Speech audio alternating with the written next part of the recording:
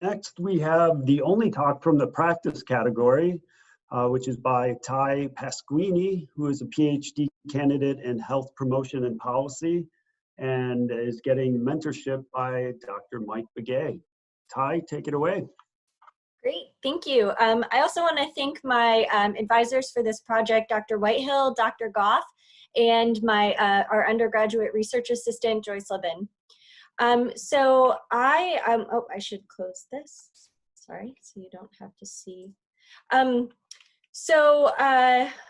looking at navigating a rare experience for rare disease caregivers. So how do rare disease caregivers describe their child's health insurance experience? There were no published studies to describe this experience here in the US. And to give you a little bit of background, a rare disease is one defined as less than 200,000 cases in the US. There are about 7,000 unique conditions that impact an estimated 30 million Americans. Despite the clinical heterogeneity of the diseases, the experience of frustration and isolation are often consistent across disease states. So I took a grounded theory qualitative approach to allow the participant experiences to be illuminated through the process.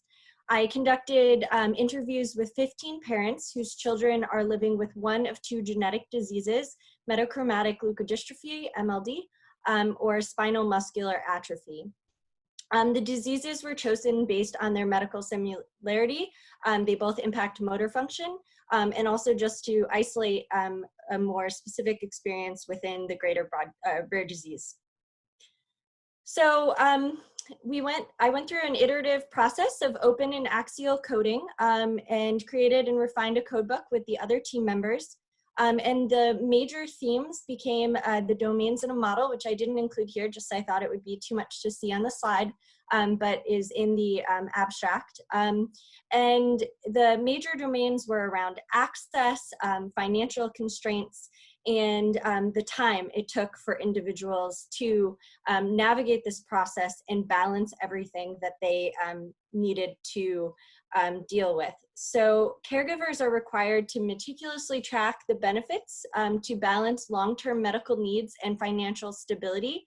And this can include not only the health insurance benefits, but also social services, the need for fundraising, or other benefits that they may have access to. And medical setbacks are often costly and disruptive, and insurance companies are rarely knowledgeable about the disease. And if there are answers to be found about what will be covered, they are often difficult to find and can change.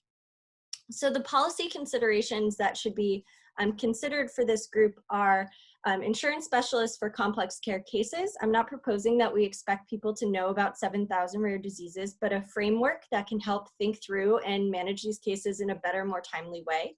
Universal authorizations or longer approval intervals, so people don't need to continually put in approvals for the same things. Waivers for out-of-network care as we go to a delivery system with a hub network or centers of excellence and a care financing method of out-of-network care. They're incompatible. And then research to create validated treatment guidelines to make it easier for patients to justify their medical needs. Thank you. All right. Thank you for the nice little talk. Just had a question. I'll start things off. Have you looked at any people, any folks in the situation that possibly don't have health insurance? So unfortunately, I wasn't able for this qualitative study to look at anyone who didn't have healthcare. In my experience with rare disease patients, it would be very difficult to it would be incredibly difficult to not have health insurance.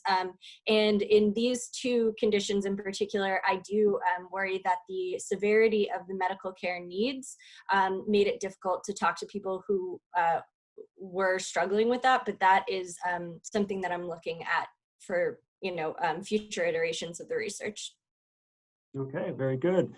We have a hands up from Christine Lacton. This could be our first live question.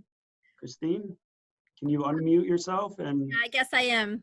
Hi, Tai. Nice job. Thank you for your presentation. I was just curious if you could speak quickly to two things. How did you find your participants if it's such rare conditions? And can you just talk about your methods again? How you did the coding? Did you use a program or did you just do that? I know you said it was an iterative process, but I'm just curious more about that. Sure.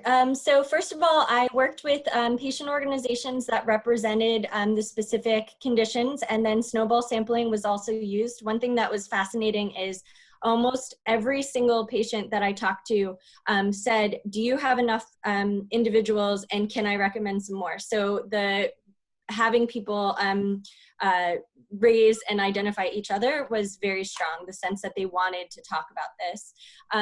I used a grounded theory approach, and then I had transcripts done by a third party, and then I validated those transcripts, and then I used in vivo to do open and axial coding. We had a few a priori domains, and then the rest of them came as we were going, refined the code book, and then with the work of the research assistant and my advisors, we looked at that as we went and then came up with the final model with the domains.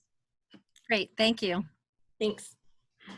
Okay, John Sarad just typed in, what is the experience of similar caregivers from other countries with universal healthcare? Yeah, so the experience in terms of the emotional experience is often the same, but the thing that has to happen over and over again is the direct access to the treatment or to the drug. If there's an orphan drug, which is the drug used to treat a rare disease, and then that's often sort of the standard of care. So if there's very clear clinical guidelines for the disease, it's sometimes easier to get things approved. But if you have a disease like MLD, which has some similar symptoms to something like MS, and you have a treatment course that looks promising, but is not applied to that disease group, it's often in other countries still a process to make sure they can get access and that medical necessity is proven. So it's really who is going to approve those guidelines, and it's sort of a patient advocacy groundswell up in a lot of cases, and then the NHS or whoever making the decision about what falls in and out. So it's really taken on a group by group basis, which can be challenging, and is part of why thinking differently about the framework of how we make these care decisions for these small populations is going to be a more universal and long lasting impact instead of trying to do it one by one. Okay, very good. We have a live question from Dan Gerber. Dan, please unmute yourself. Yes. First of all, Tai, congratulations. You're Dr. Tai. Thank you. Good work. And the other thing is, you said you didn't see any other articles out there in the world. Do you plan on trying to get this one out there? Working on publishing. Dr. Goff and Dr. Whitehill are waiting for me to send them drafts, I'm sure, on this call. So there were other studies in other countries about some of the experience, but not the health insurance experience. But yes, I am actively looking to publish and get this out there soon. So thank you. Good, thank you. All right, we got one last question from Sue Hankinson. She writes, great job. Any thought whether rare diseases that have known genetic basis may have a different experience than those without a genetic basis?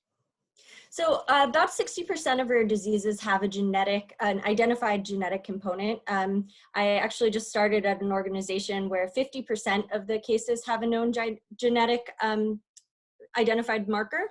And so even sometimes within diseases that have known genetic defects, it's not consistent for all of the patients.